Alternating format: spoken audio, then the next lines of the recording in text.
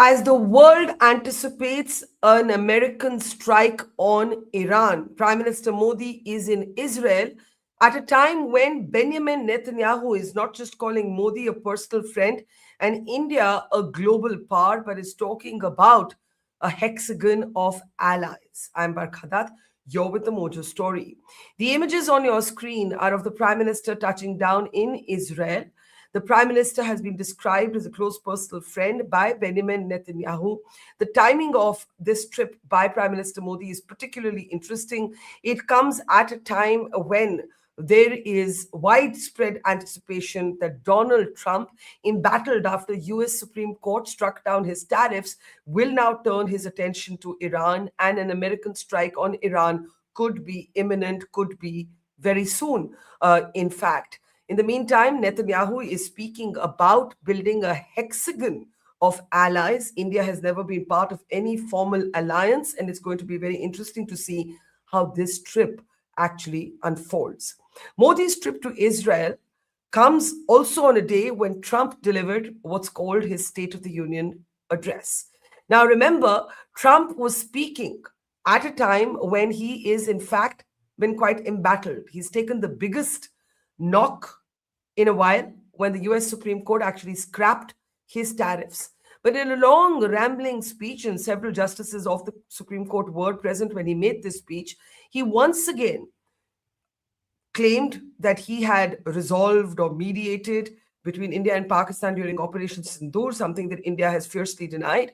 But this time came an astonishing claim, and that claim was that in Pakistan, the Pakistan Prime Minister, rather, told Trump that 35 million deaths could have taken place had Trump not stepped in. Once again, it's important to underline that India doesn't accept this version of events at all, but this is the newest claim from Trump amid war clouds over Iran and Modi's visit to Israel. So there's a lot to unpack. Let me introduce our three very distinguished experts today. I have with us military veteran, Colonel Agarwal, if we may bring him into the show now. He's a senior research consultant at the CRF with an expertise on West Asia. Good to see you, sir.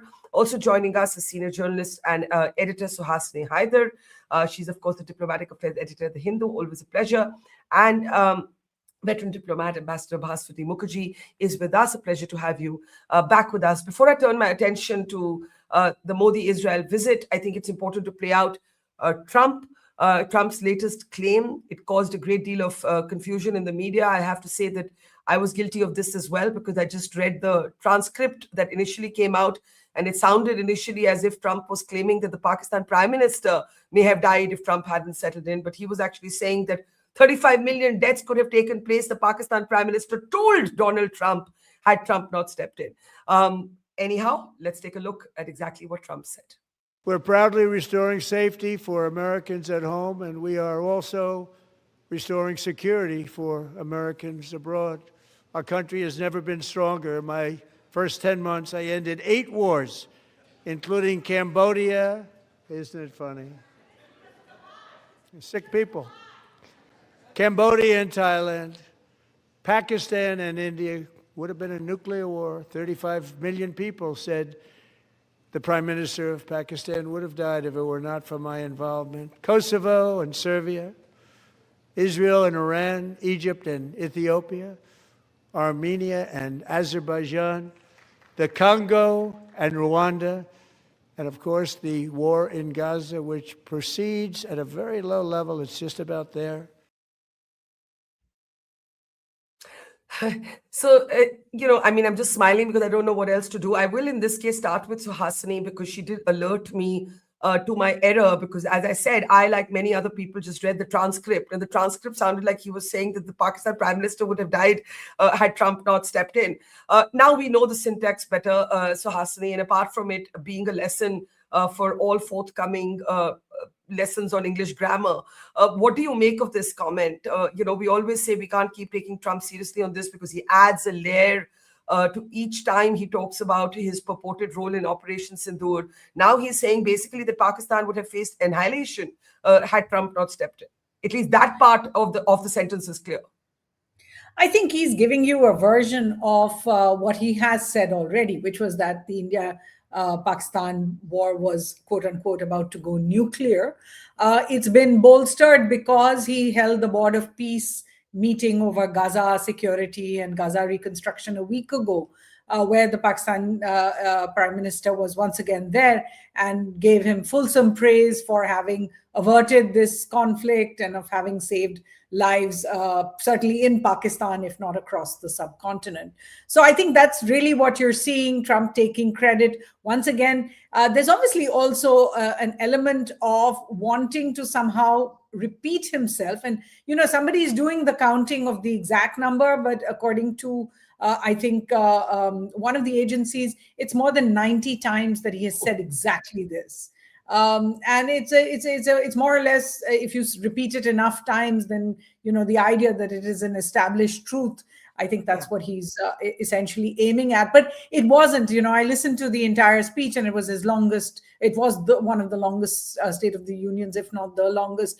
And it wasn't the main fulcrum of the rest of his State of the Union speech. Yeah, and we'll come to some other parts of Trump's policies that impact us, in particular the tariffs. But I want to just bring in Ambassador Mukherjee and Colonel Agarwal also for quick reactions and comments on this newest Trump claim. So Hasni says he's made the same claim 90 times. Somebody's counted that, but he actually adds a new detail. For example, he changes the number of jets that he claims have gone down. This time he said that 35 million people would have died, and he's attributing this to the Pakistan Prime Minister, no less. Do we continue to ignore this? Do we continue to just not rebut him because he's like a stuck record, with variations? Actually, Barkha, President Trump demonstrated in his speech today, which, like Suhasini, I also heard till the end. And I remembered what my teacher in class 4 had taught me.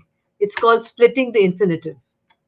That's why you thought that he said the Pakistani Prime Minister would have died, because he said Pakistani Prime Minister would have died. 35 million Pakistani Prime Minister, then he paused and he said 35 million people died, but he put died before 35 million. So it's called in English grammar, Wren and Martin, which I learned in school, splitting the infinitive. And so, like you, Barkha, I rang up a lot of friends and said, hey, he's now saying that the Pakistani Prime Minister would have died but for him. So it's not just a victory, it's an extra victory one he can put because he saved the Pakistani Prime Minister from death. And I'm sure a lot of people would have thought that. So I'm grateful to Suhasini for correcting us on this. The other very interesting part of his speech was that he went on and on about the dangerous Somalis who are destroying law and order in the United States. And this was because he hates the young Somali lady with the headscarf. Poor thing, she was sitting there, I think in the 5th row, and she's a Democrat, and she's had the courage to stand up to him.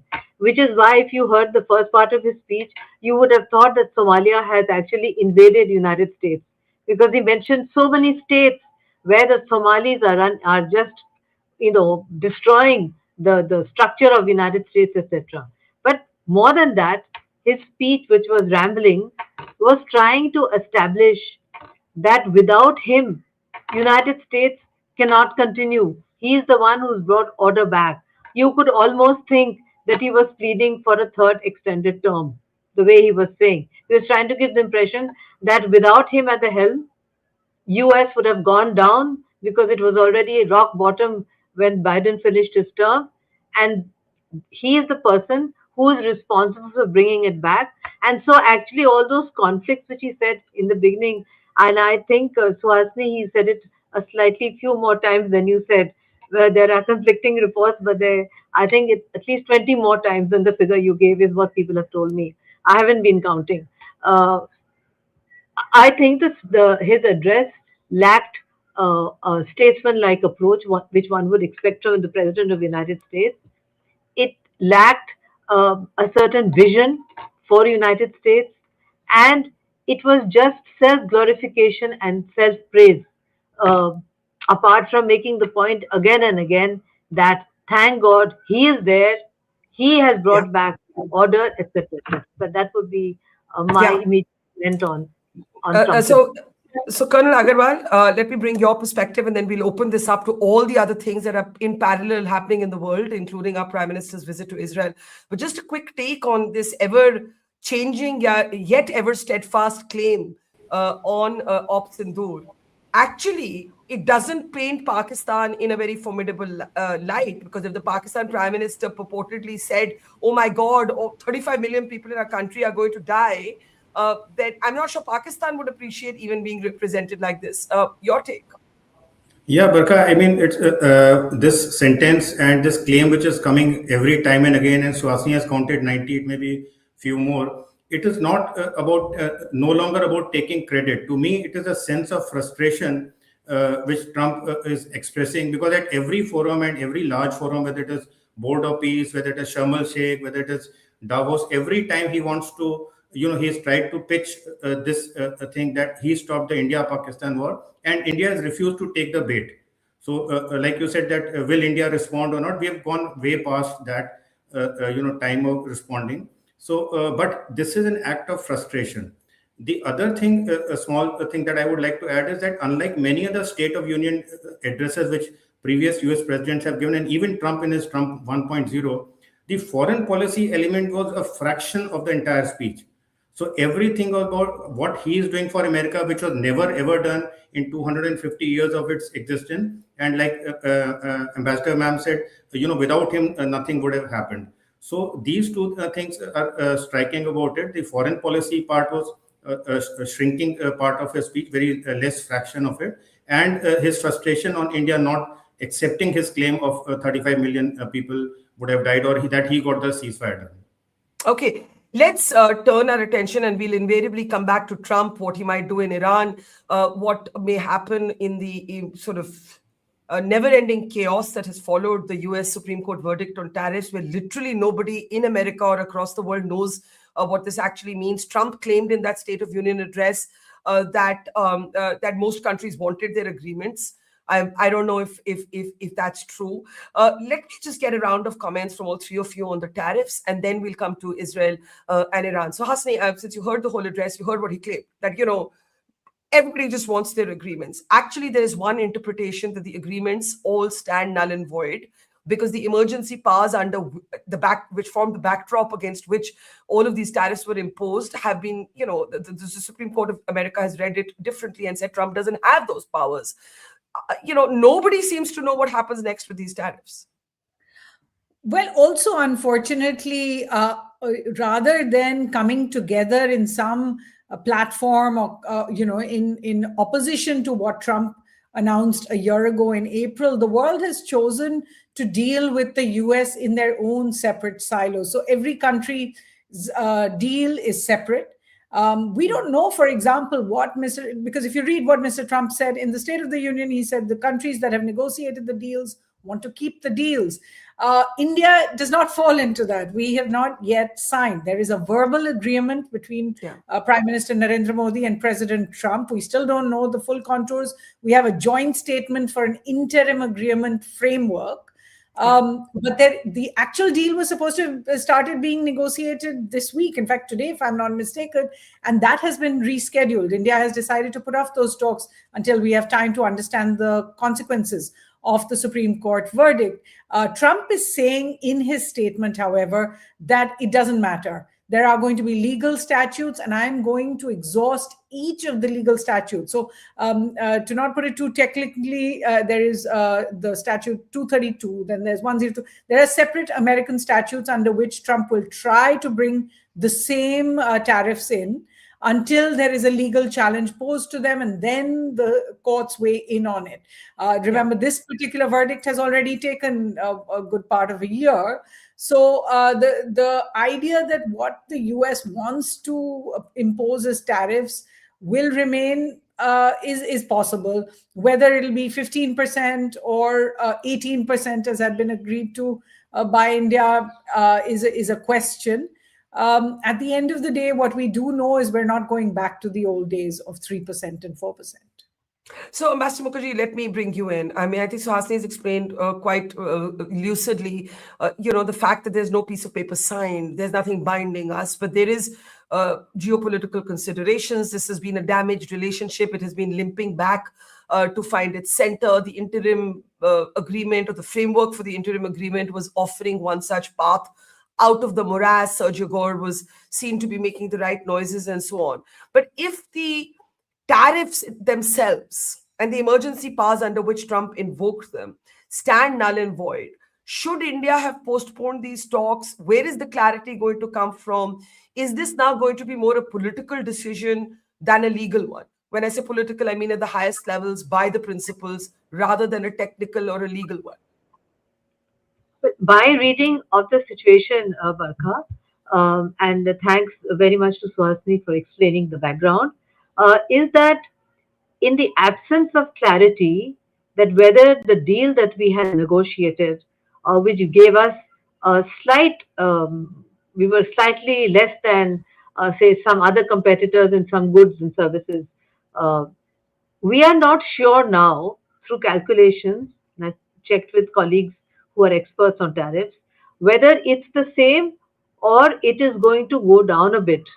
So the reason why we postponed the visit of the delegation, which was supposed to start their talks today in Washington, D.C., is because we needed clarity from the American official side that the agreement, which has not yet been signed but which has been agreed upon, what is going to be the final percentage according to the new tariffs announced by Trump after the Supreme Court said that the other way in which he imposed the tariffs are illegal and he does not have the power.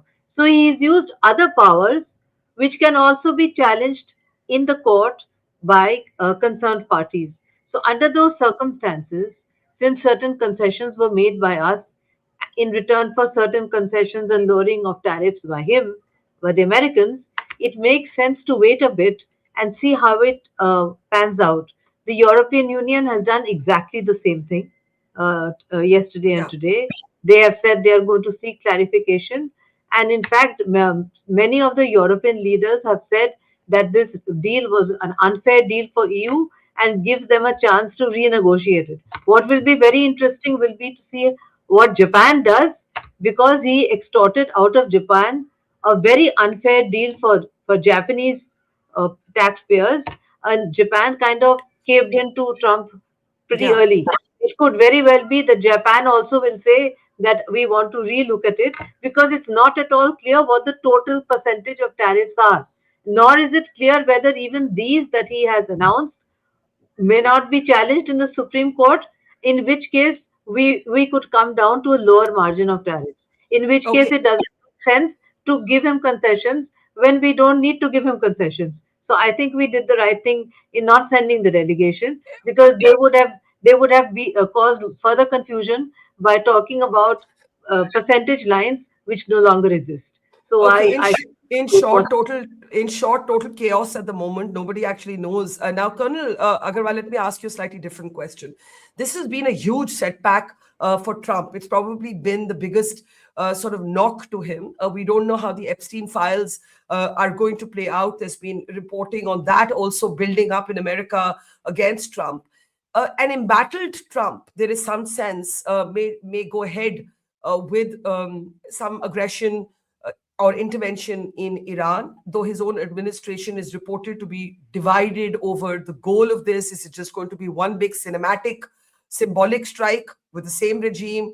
Is he headed for a regime change? I know that you've looked at this closely. I also want to bring in now the timing of this conversation, because Indian Prime Minister, our Prime Minister Narendra Modi, is in Israel at a time when there's this whole speculation. Netanyahu is talking about building a hexagon of allies in the region. You, writing, I think, in the Hindu itself, said that this is no routine visit. This is not a routine visit. So I want to come to this visit. Why is it different this time, this visit? So, Barkha, I'll just take a minute on the Trump tariff issue.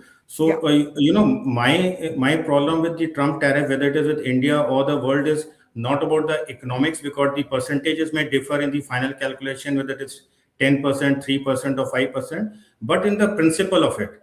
And I and Swasni have written extensively on it. We have gone back on our principle. We have compromised on our sovereignty when we have gone and done this. How have we done this? We have assured, not in writing, but in all kinds of statements, that you can make out, that we will not import or drastically reduce the import of Russian oil.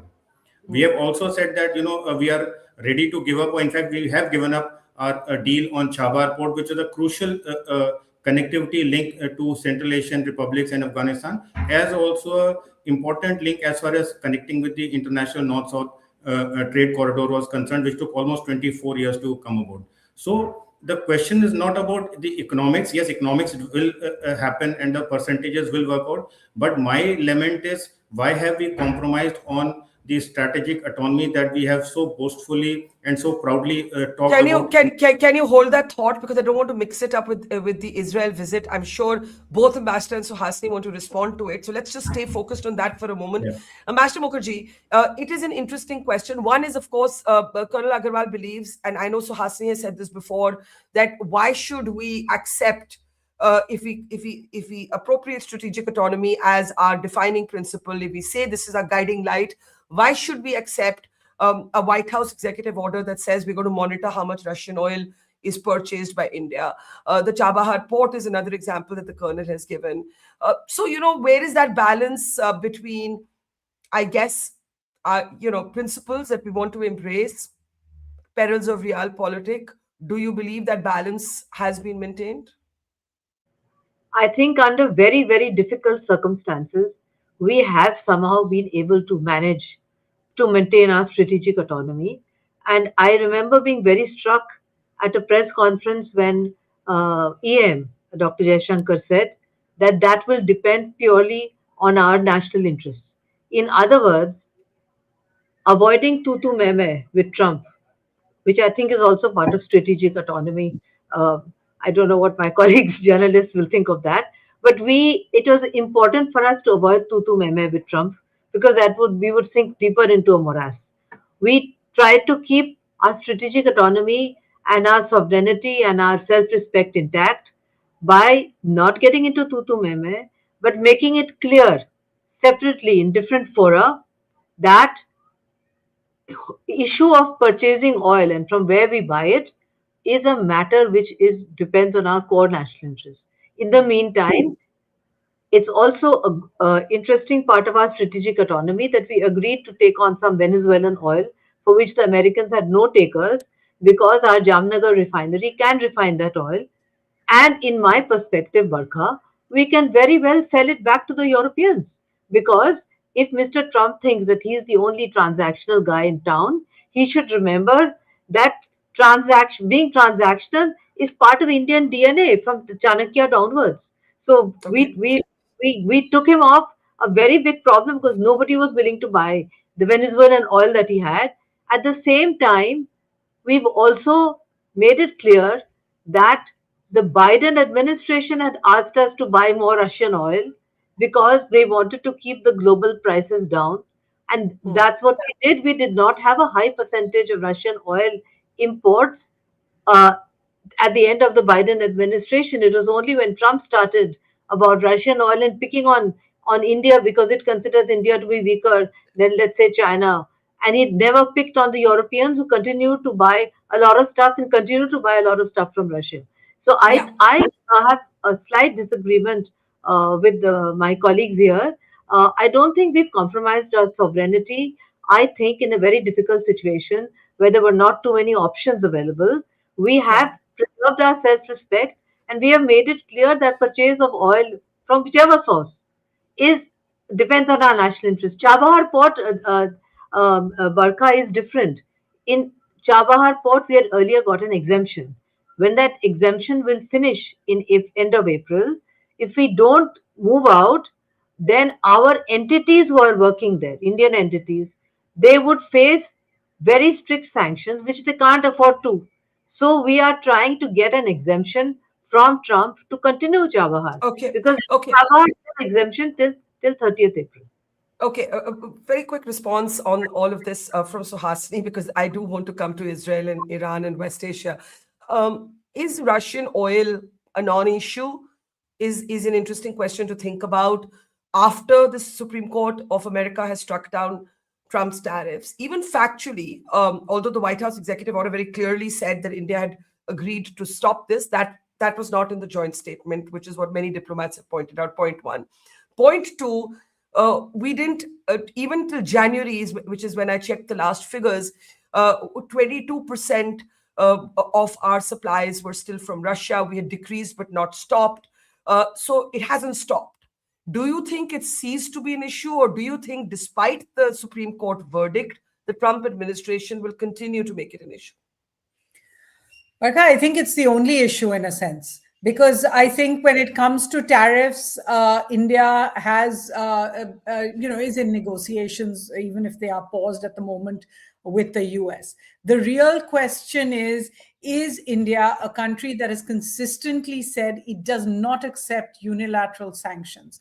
And remember, since from 2022 until 2025, India pushed back on the US under the Biden administration and Europe when they tried to bring about sanctions to stop India's purchase of Russian oil. So the idea that we are so helpless today, but we weren't helpless 6 months ago or a year ago, I think all that has changed is that Mr. Trump is just bullying some more.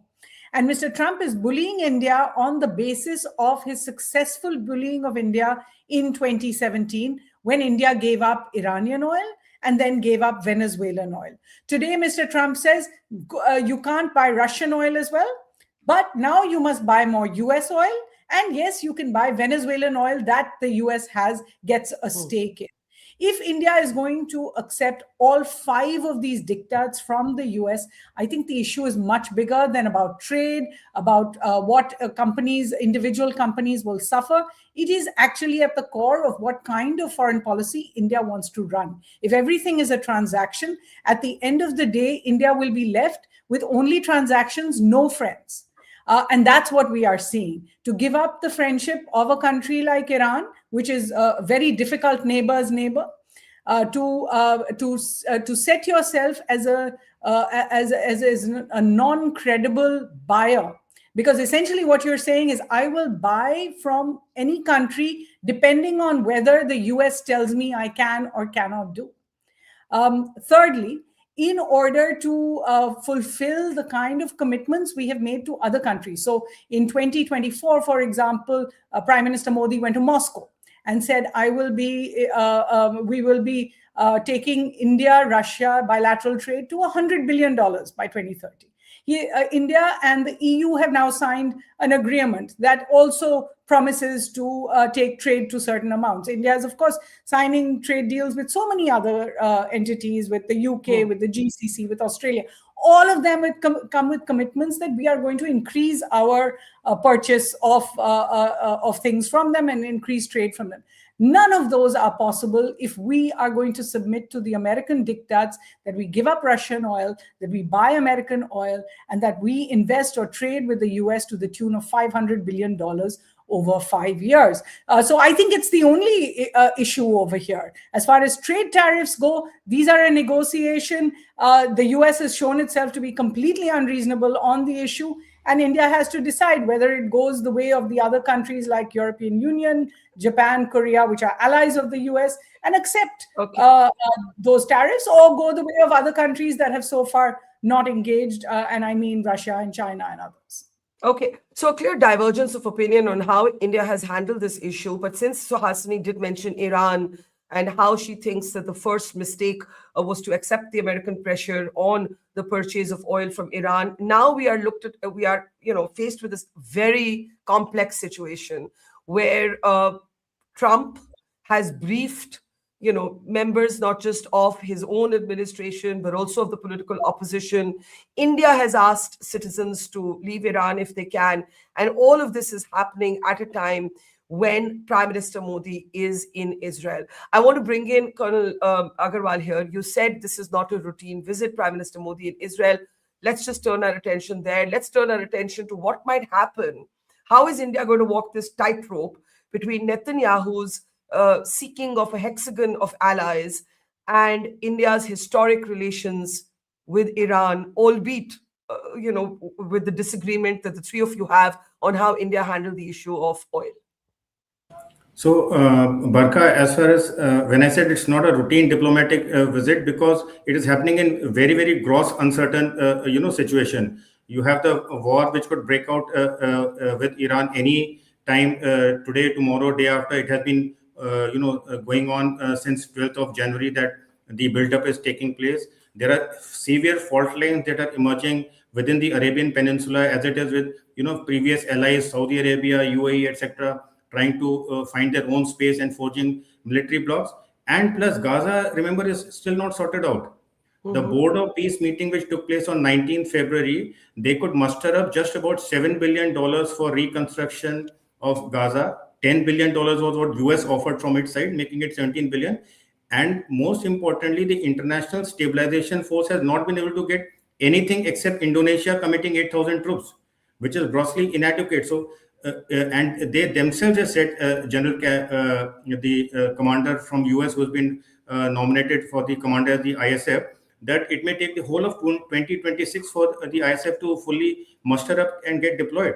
So these are very unusual and uncertain circumstances. Coming to what this visit could take place and happen, I would say these are two different parts in the visit. One is the business part and the security business part of it, and second is the geopolitics. So all these fanciful statements of Netanyahu about Hexagon alliance and radical Shia and Sunni troubling and destroying the region, I don't think they will hold any water as far as India is concerned, for two reasons. Firstly, like Suhasini said in her opening statement, we have not been forming any military alliances ever in the past, and are unlikely to become a part of it. And secondly, we don't see any country in the region as a Sunni or a Shia radical state.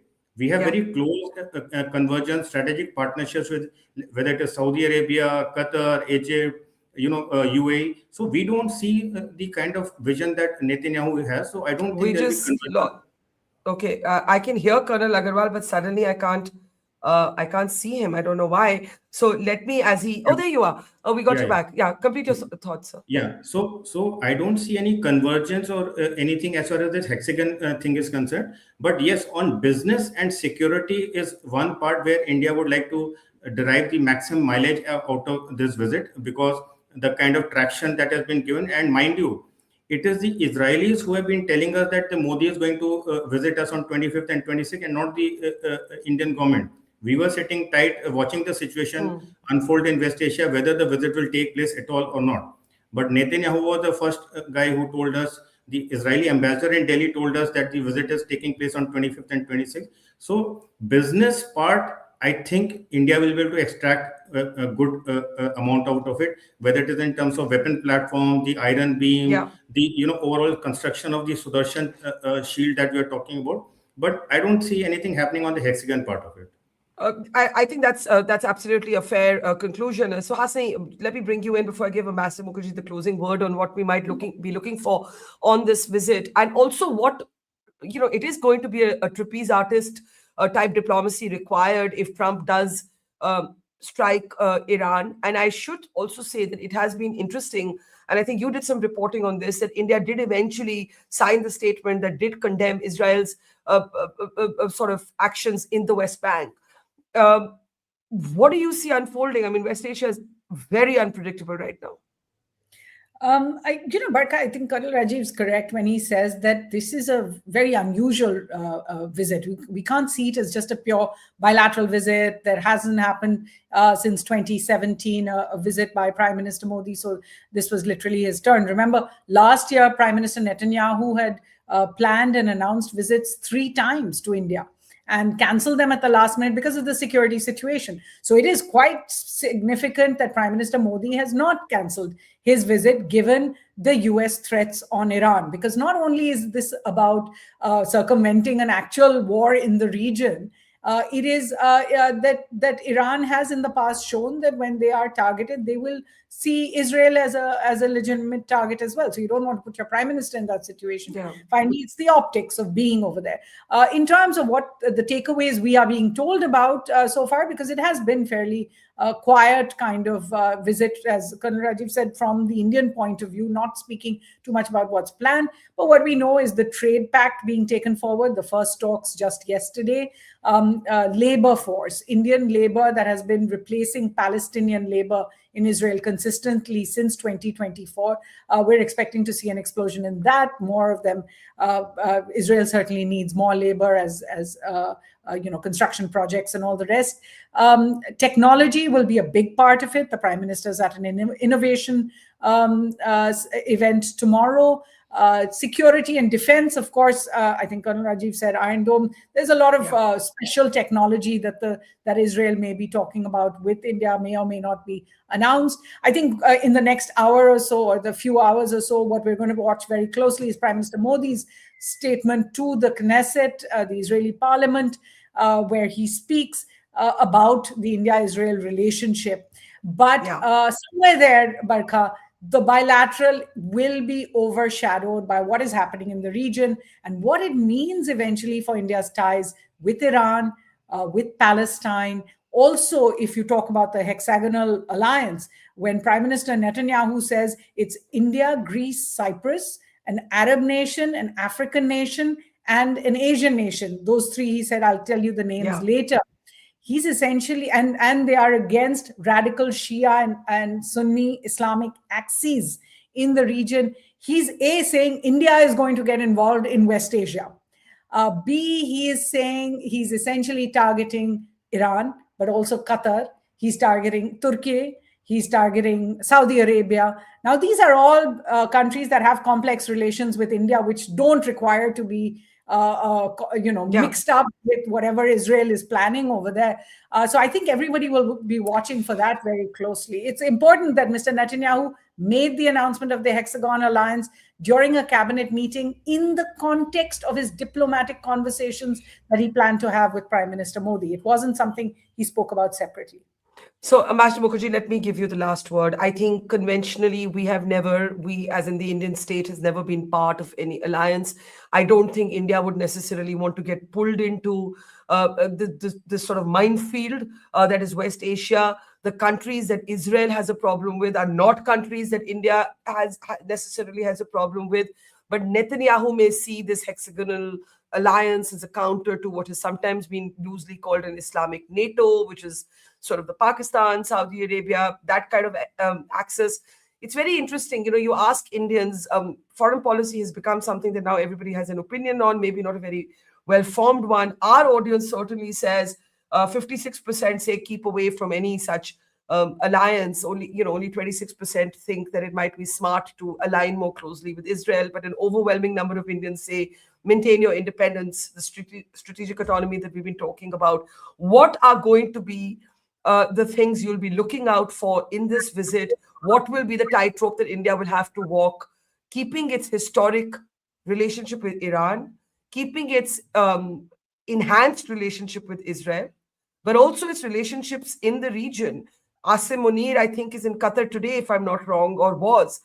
So, there's also all of that to think about. Ambassador Mukherjee, last word. I just wanted to say, first of all, that it's not true that India in the past did not enter into one military alliance. If you recall, in 1971, when Mrs. Gandhi was Prime Minister, we actually entered into a mutual defense pact with the then USSR.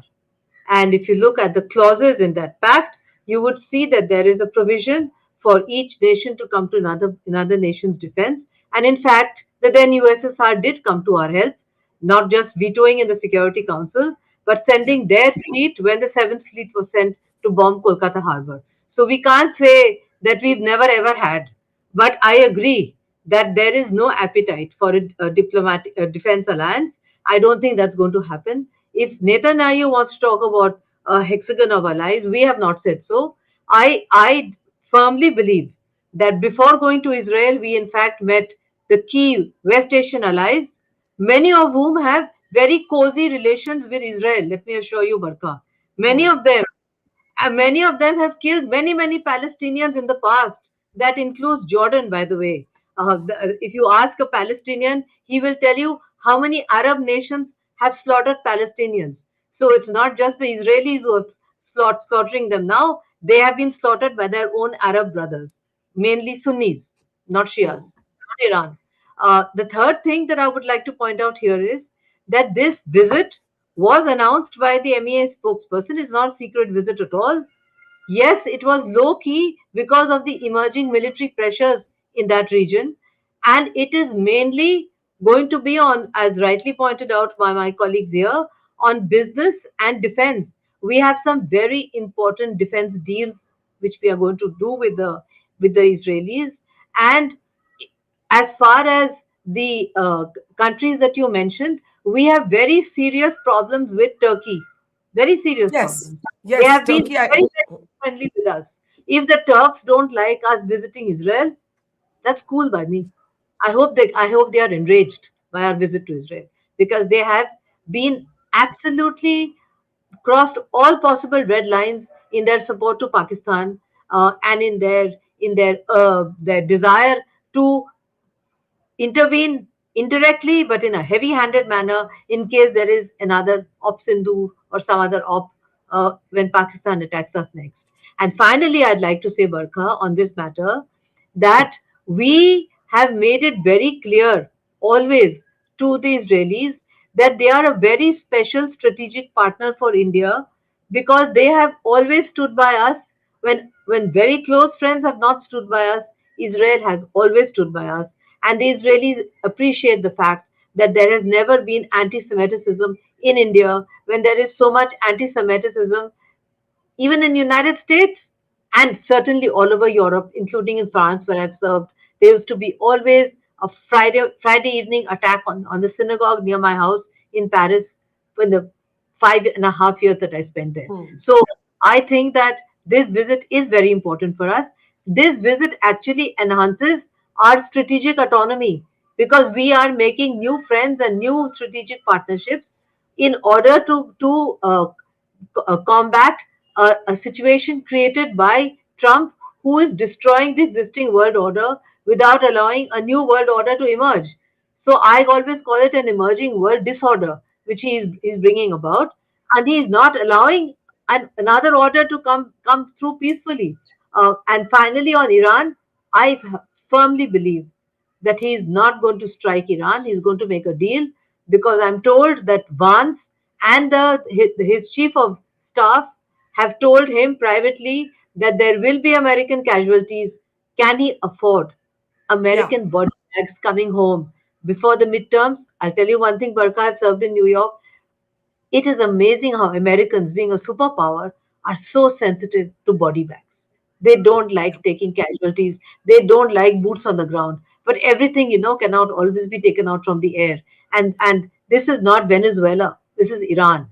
This is a millennia-old civilization. The reply of the Iranian foreign minister when Trump wrote in his social harmony post or whatever it's called, why have they not yet capitulated? Nia answered, that's because you don't know Iran. Iran never capitulates.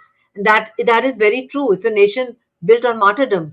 So I don't think he's going to attack. He's going to keep circling around them, like hawks Yeah. coming in on a target. But in the last minute, he's going to fly off. That's my assessment. I'm sticking my neck out on this, but that is my assessment. All Thank right, you. that's a very, I think, a significant assessment there, and it's absolutely, been well documented in American media that his advisors are telling him that just doing a symbolic cinematic strike is not going to change the leadership, so you won't achieve anything, and for anything more, you need to have the appetite for casualties. He's already, by the way, I saw on CNN America reported that he already has the lowest popularity ratings of any American president in history. So he's going to have to walk this one very carefully. Thank you very much. It's going to be very important how Prime Minister Modi, what he says, what he doesn't say, what he keeps in, what he leaves out. I'm sure we'll have you all back once we have more on Modi's visit to Israel, to Colonel Agarwal, Suhasini Haider, and Ambassador Mukherjee. Always a pleasure. And to our audience, thank you and see you soon. It's great to see you here. Thank you for watching our work. If you haven't subscribed yet, don't forget to click the bell icon and subscribe to Mojo Story and support independent, robust journalism.